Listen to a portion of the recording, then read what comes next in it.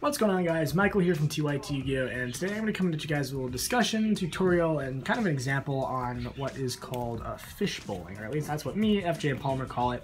And that's basically just when you take your deck, shuffle it up, and sort of take test hands, 5-card hands, 6-card hands, and just sort of play it out. See what kind of plays you can make with the random cards that you're given.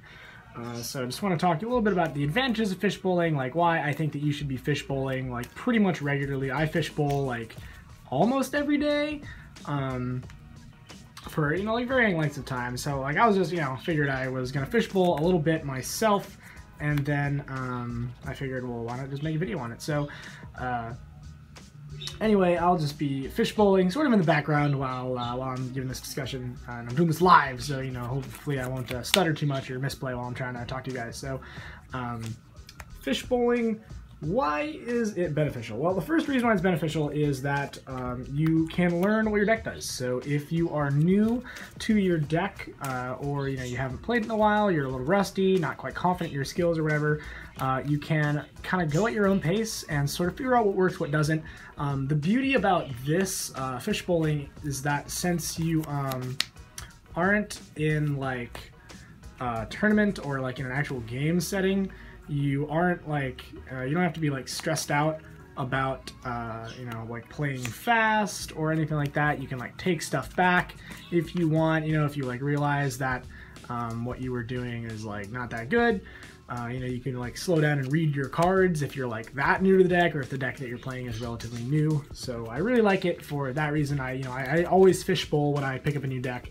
I prefer fishbowling for quite a while, probably like an hour at least, before I ever jump into like any games with the new deck, even if it's just like online, Dev Pro Tour Network, whatever. So the thing that I like to good cards. Anyway, so yeah, so like you just want to sort of figure out like what your deck does before you actually play the game. I really like it because, again, like low stress, and you don't have to worry about what your opponent's deck is doing, which is like I think the main advantage to it. You basically don't want to like have any worries about your opponent if you're just learning a deck. And we drew some cards. All right.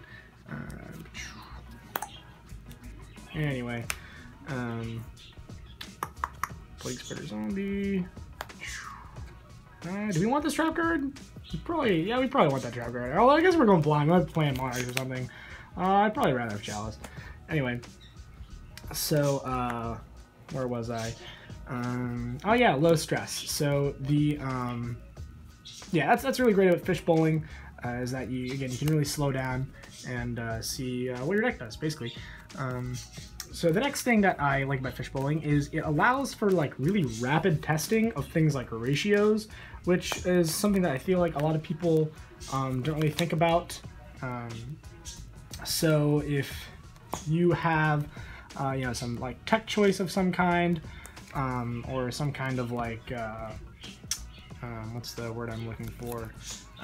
Like you're trying out like playing, whether you should be playing like 1, 2, or 3 copies of like any given card or whatever, something like that, then fishbowling is really good for that, since it allows you to sort of play out a lot of like hands or make a lot of plays in a very short amount of time. Because when you're playing a match, you gotta like wait for your opponent, you gotta obviously like play 2 out of 3 or whatever, you gotta like side and stuff, and it just takes forever to play a game of Yu-Gi-Oh, 40 minutes or whatever the standard match length is. And so but as you can see with me, I'm gonna get like 3 or 4 or 5 like test hands in this like 5-minute video or whatever.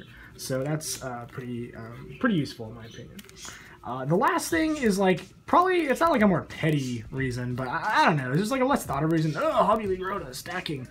Brings me right into my next point, actually, is seeing if any card stacks in your deck. So obviously, whether you have, Hobby League cards, janky ultimate rares, or like, bent cards, obviously not like marked cards, like I'm not telling you to like play with marked cards, like that's definitely not correct. But, there's always that card that like, randomly like stacks top of your deck or something like that, so you can see if it does without risking like any sort of disqualification or anything in a tournament setting, which is really nice. Also, wow, it's pretty buoy. yeah, so that's pretty good.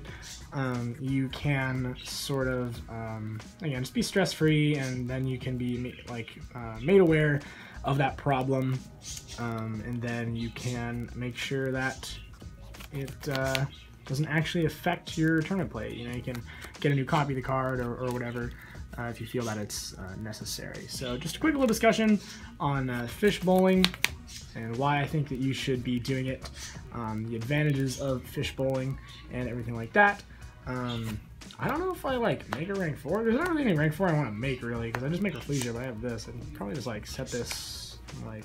set this past. It's pretty bad though. I guess I have Soul Charge for follow-up. But anyway, yes, I just wanted to let you guys know that fish bowling is something that you should be doing pretty much all the time. Even if you're a veteran of the deck that you're playing, I think that you should be fish bowling it just to make sure that your skills are sharp, and you know, you see all the variations of the combos and stuff. You know, there's always new things to discover, new interactions about your deck. I mean, unless you've been playing it for like literally years, but it's probably not the case. Anyway, so thanks very much for watching, guys. This is Michael from TYT YuGiOh signing off, and I'll catch you guys next time.